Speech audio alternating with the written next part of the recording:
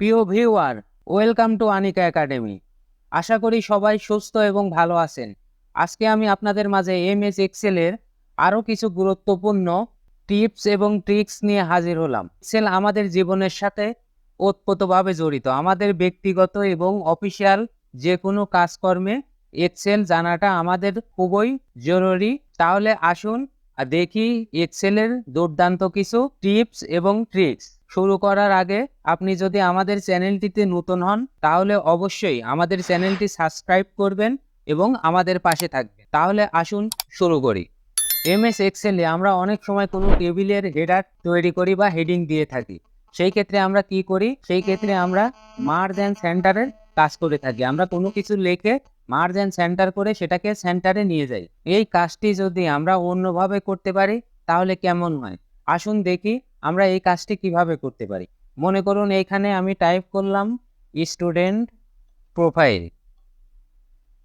আমি এখানে টাইপ করলাম। আমি চাচ্ছি যে এটা আমার হেডিং হবে এবং এটা আমি কোনো রকম মার্জ করব না, মার্জ অ্যান্ড সেন্টারের কাজ করব না, বাট এটাকে আমি মিডলে নিয়ে যাব, সেন্টারে নিয়ে যাব। এটা আমরা কিভাবে করব? এটা করতে গেলে আমরা এতটুকু জায়গা আমি সিলেকশন করলাম। সিলেকশন করার পর আমি এখান থেকে রাইট বাটন ক্লিক করে চলে গেলাম ফরম্যাট সেলে। ফরম্যাট সেলে যাওয়ার পর এখান থেকে আমরা এখানে অ্যালাইনে ক্লিক করব। ক্লিক করার পর হরিজন্টাল এই জেনারেলের এখানে ড্রপ ডাউন অ্যারো ক্লিক করব। করার পর আমরা এখান থেকে সেন্টার অ্যাক্রস সিলেকশন এটাকে ক্লিক করে দেব। দেওয়ার পর আমরা এখানে ওকে পেস্ট করে দেব। তাহলে দেখুন আমাদের কোনো রকম মার্জ অ্যান্ড সেন্টার না করেই আমরা এই হেডিংটাকে সেন্টারে নিয়ে গেলাম বা নিয়ে যেতে পারলাম। এমএস এক্সেলে মনে করুন যে আমার এখানে কিছু স্টুডেন্টের নেম আছে এবং তাদের কিছু সাবজেক্ট আছে। এখন এই সাবজেক্টের টোটাল মার্কগুলো আমি সেলের মধ্যে চার্ট আকারে দেখতে চাই। প্রতিটা সেলে চার্ট আকারে দেখতে চাই। তাহলে এটা আমরা কিভাবে করতে পারি? এটা করতে গেলে আমরা খুব সহজ বা খুব অল্প সময়ের মধ্যে এই কাজটি করতে পারি। আসুন দেখি এটা আমরা কিভাবে করতে পারি। এটা করতে গেলে আমরা এই সেলটিতে কার্সর রেখে আমরা চলে যাব ইনসার্ট অপশনে। ইনসার্ট থেকে আমরা চলে যাব স্পার্ক লাইন এখান থেকে আমরা কলাম এটাকে ক্লিক করলাম। ক্লিক করার পর এখানে ডাটা রেঞ্জ, আমার ডাটা রেঞ্জ কোনগুলো আমি চার্ট আকারে দেখব। আমি এই সাবজেক্টগুলো টোটাল মার্কগুলো আমি চার্ট আকারে দেখব এবং এই চার্ট আকারে এগুলো দেখব।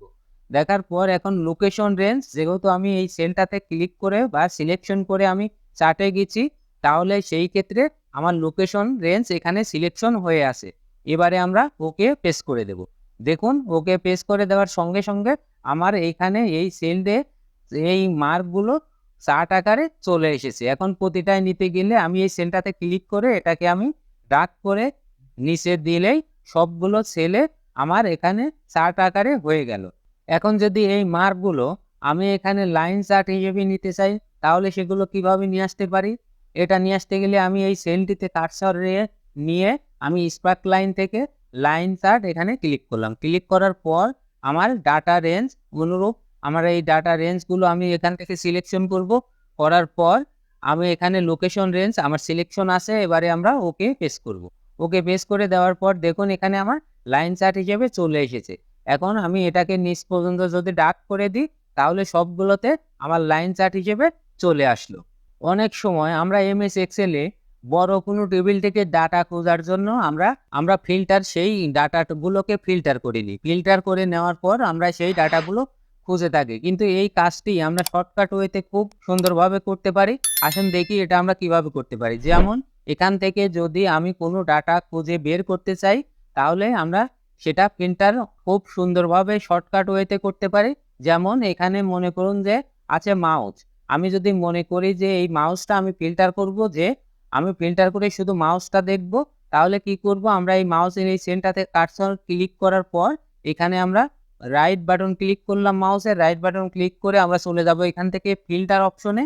ফিল্টার অপশন থেকে এখানে আমরা filter by selected cell value আমরা এটাতে ক্লিক করে দেব। দেখুন ক্লিক করে দেওয়ার পর আমার এখানে শুধুমাত্র যে মাউস প্রোডাক্টগুলো আছে সেগুলাই এখানে শো করছে। তাহলে এই কাজটি আমরা খুব সুন্দরভাবে শর্টকাট ওয়েতে এই ফিল্টারের কাজটি করতে পারি। আমরা যদি আবার মনে করি যে আমরা এখানে ইউএসবি দেখব শুধুমাত্র, তাহলে এখানে আমরা মাউস নিয়ে মাউসের রাইট বাটন ক্লিক করে আমরা এখান থেকে চলে যাব ফিল্টার অপশনে। যাওয়ার পর এখান থেকে আমরা filter by selected cell value আমরা এটাতে ক্লিক করে দেব। দেওয়ার পর দেখুন যে শুধুমাত্র আমার এখানে ইউএসবির আমার প্রোডাক্টগুলো দেখাচ্ছে। তাহলে এই কাজটি আমরা খুব সুন্দরভাবে করতে পারি। এখানে দেখুন আরেকটি অপশন আছে যে আমি যদি মনে করি যে আমার এখানে যে এম দিয়ে কতগুলো প্রোডাক্ট শুরু হয়েছে আমি সেটা দেখব। তাহলে আমি এখানে কি করতে পারি, আমি এখানে এম টাইপ করলাম, করার পর আমি এখানে কিবোর্ড থেকে স্টার সাইন দিলাম। দেওয়ার পর আমি এখানে কি করব, আমি মাউসের রাইট বাটন ক্লিক করলাম। ক্লিক করার পর আমি চলে যাব ফিল্টারে। এখান থেকে filter by selected cells value আমি এটাতে ক্লিক করে দেব। ক্লিক করে দেওয়ার পর দেখুন আমার এম অক্ষর দিয়ে যে প্রোডাক্টগুলোর নাম শুরু হয়েছে সেইগুলো খুব অনায়াসে এখানে চলে এসেছে। এমএস এক্সেলে অনেক সময় আমাদের অনেকগুলো টেবিলকে চার্ট আকারে দেখাতে হয় বা কাজের ক্ষেত্রে চার্ট ক্রিয়েট করতে হয়। কিন্তু আমরা অনেক সময় চাই যে এই চার্টগুলো আমরা পার্মানেন্টভাবে ডিলিট করব না, এটাকে সাময়িকভাবে হাইড করে রাখবো এবং আমার যখন লাগবে এবং সেটাকে আমি আবার ভিজিবল করব। তাহলে সেটা আমরা কিভাবে করতে পারি? এই কাজটি করতে গেলে মনে করুন যে এই চার্টটিকে আমি সাময়িকভাবে হাইড করব। তাহলে কি করব, আমি এই চার্টটির এখানে কার্সর নিয়ে ক্লিক করলাম। ক্লিক করার পর আমরা এখান থেকে চলে যাব আমার চার্ট টুলের আন্ডারে একটা ফরম্যাট এবং ডিজাইন। আমরা ফরম্যাটে ক্লিক করলাম। ক্লিক করার পর এখানে সিলেকশন প্যান এটাতে আমরা ক্লিক করলাম। ক্লিক করার পর এখানে দেখুন আমার এখানে দুইটা চার্ট এখানে শো করছে, চার্ট 1 এবং চার্ট 5 নামে এখানে করছে। তাহলে আমি এটা সিলেকশন করছি কোনটা, চার্ট 1। এখানে আমরা এখানে আইকনে এখানে যদি ক্লিক করে দিই এখন, তাহলে দেখুন আমার এই চার্টটি এখানে হাইড হয়ে গেছে সাময়িকভাবে। আবারও যদি এটাকে আমি ফিরিয়ে আনতে চাই তাহলে এখানে আমি ক্লিক করলে আমার চার্টটি এখানে চলে আসবে। এখানে আমি যদি সবগুলো হাইড করতে চাই তাহলে এখানে দেখুন হাইড অল, আমি হাইড অলে যদি ক্লিক করি তাহলে আমার সব চার্ট হাইড হয়ে গেল এবং শো করতে গেলে শো অল এখানে আমি ক্লিক করলে আমার চার্টগুলো পুনরায় আবার ফিরে আসবে। অনেক সময় এমএস এক্সেলে আমাদের অনেক বড় বড় টেবিল নিয়ে কাজ করতে হয়। যেমন আমার এখানে একটি বড় টেবিল রয়েছে এবং এই টেবিলের টোটালগুলো আমার কোথায় আছে, আমার সর্বনিচে আছে। তাহলে এই টোটালগুলো আমি যদি এইখানে আপডেট করি বা এখানে কিছু আমি চেঞ্জ করি তাহলে এর টোটালগুলো আমার বারবার এই নিচে গিয়ে দেখতে হবে। তাহলে এটা আমি যদি বারবার নিচে গিয়ে দেখব না, আমি চাচ্ছি যে আমি কোথাও এটাকে রেখে দেব, রেখে দেওয়ার পর আমি যেখানেই চেঞ্জ করব আমি সেটা দেখতে পারবো। তাহলে এই কাজটি সহজভাবে আমরা কিভাবে করতে পারি? এটা করতে গেলে আমরা মনে করুন যে এই টোটালটুকু আমরা এভাবে সিলেকশন করলাম। সিলেকশন করার পর আমরা কিবোর্ড থেকে কন্ট্রোল সি তে কপি করলাম। কপি করার পর আমরা এখানে পেস্ট অপশনে যাব। পেস্ট অপশন থেকে এখানে ড্রপ ডাউন অ্যারো ক্লিক করে আমি এখান থেকে লিঙ্ক পিকচার এটাতে আমি ক্লিক করে দিলাম। ক্লিক করে দেওয়ার পর এটা আমার পিকচার আকারে সেভ হয়ে গেছে। এখন এটাকে আমি টেনে আমি যেখানে খুশি আমি এটাকে গিয়ে রেখে দিতে পারি। এখন মনে করুন যে আমি এই টেবিলে কাজ করব যে আমি এই হেডিংটাকে আমি বারবার টোটালটাকে নিচে গিয়ে দেখব না, আমি চাচ্ছি এটাকে আমি এখানে রেখে দিব এবং আমি দেখব যে এখানে এখন যদি আমি এখানে কোনো কিছুর আপডেট করি তাহলে দেখুন আমি যদি এখানে ল্যাপটপ কোয়ান্টিটির এখানে 10 টাইপ করি, আমি 10 পিস টাইপ করি, তাহলে আমি যদি বাইরের সেলে কার্সর নিই তাহলে দেখুন আমার এখানে চেঞ্জ হবে। দেখুন আমার এখানে চেঞ্জ হয়ে যাচ্ছে। তাহলে এই কাজটি আমি যেখানে যাব আমি এটাকে সঙ্গে নিয়ে আমি এটাকে দেখতে দেখতে যেতে পারবো যে আমার টোটাল কত হচ্ছে বা কত পিস হচ্ছে, সেটাকে আমি বারবার নিচে গিয়ে আর দেখতে হবে না। এমএস এক্সেলে যদি আমরা এমন ধরনের কোনো টেবিলে যে এখানে নেম এবং জেন্ডার এখানে আছে, এখন যদি আমি এখানে একজনের নাম এন্ট্রি করি, মনে করুন যে আমি এই নামটি এখানে এন্ট্রি করলাম। এখন এই ব্যক্তিটির যদি জেন্ডার এখানে আমি টাইপ করি তাহলে এই ব্যক্তিটির নামের সামনে মিস্টার অটোভাবে চলে আসবে। তাহলে আমি যদি এখানে টাইপ করি মেল, তাহলে দেখুন আমি যদি বাইরে কার্সারে নিয়ে বাইরের সেলে ক্লিক করি তাহলে দেখুন আমার এখানে অটোভাবে মিস্টার চলে এসেছে। তাহলে এই কাজটি আমরা এখানে যদি ফিমেল লিখি তাহলে তার সামনে মিস চলে আসবে। এই কাজটি আমরা কিভাবে করতে পারি আসুন দেখি। এটা করতে গেলে আমি এই সেলটিতে কার্সর নিয়ে আমরা চলে গেলাম, এখান থেকে হোম থেকে চলে গেলাম কন্ডিশনাল ফরম্যাটিং, এখান থেকে আমরা নিউ রোলের এখান থেকে আমরা চলে যাব use a formula to determine, এটাতে ক্লিক করব। ক্লিক করার পর আমরা এখানে ফর্মুলা টাইপ করব সমান সমান যদি এই সেলটাতে আমরা কিছু টাইপ করি, মনে করুন যে এই সেলটা আমি সিলেকশন করলাম, করার পর আমি এখানে সমান সমান কল করে মনে করুন এই সেলটাতে যদি আমি টাইপ করি মেল, তাহলে আমি এখানে ডবল কোটেশনের মধ্যে মেল টাইপ করলাম। টাইপ করার পর এখানে যেহেতু আমরা সবগুলো সেলের নাম লিখবো, সেহেতু এই সেল লকটা আমরা এখান থেকে লাস্টের ডলার সিম্বলটা আমরা এখান থেকে সরায় দিব, রিমুভ করে দেব। দেওয়ার পর আমরা এখান থেকে ফরম্যাট অপশনে যাব।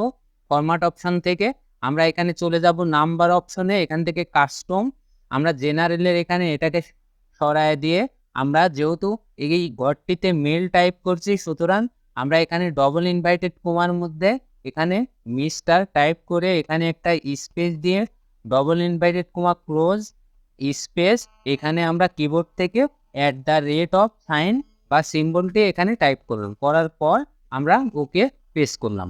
পেস্ট করার পর এখন যদি আমি এখানে একজনের নাম লিখি, যে আমি একজনের নাম এখানে টাইপ করলাম, করার পর এখানে যদি এই ব্যক্তিটির জেন্ডার এখানে আমি মেল টাইপ করি, তাহলে দেখুন আমার এখানে অটোভাবে মিস্টার চলে এসেছে। তাহলে এই কাজটি আমার প্রতিটা সেলে যদি আমি করতে চাই, সেই ক্ষেত্রে আমি কিভাবে করতে পারি?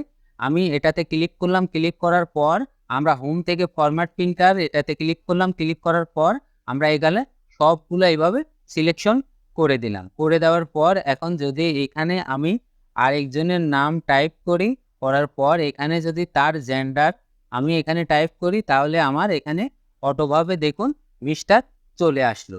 তাহলে এই কাজটি আমরা খুব সহজভাবে করতে পারি। অনুরূপভাবে এই কাজটি যদি আমরা ফিমেলের ক্ষেত্রে করতে চাই, তাহলে কিভাবে করতে পারি? এটা করতে গেলে আমরা এই সেলটিতে কার্সর রেখে আমরা চলে যাব কন্ডিশনাল ফরম্যাটিং, এখান থেকে নিউ রোল থেকে ইউজ এ ফর্মুলা আমরা এটাতে ক্লিক করার পর আমরা এখানে ফর্মুলা টাইপ করব সমান সমান এই সেলটিতে যদি আমরা ফিমেল টাইপ করি, তাহলে এখানে আমরা সমান সমান কল করে ডবল ইনভাইটেড কমার মধ্যে টাইপ করব ফিমেল।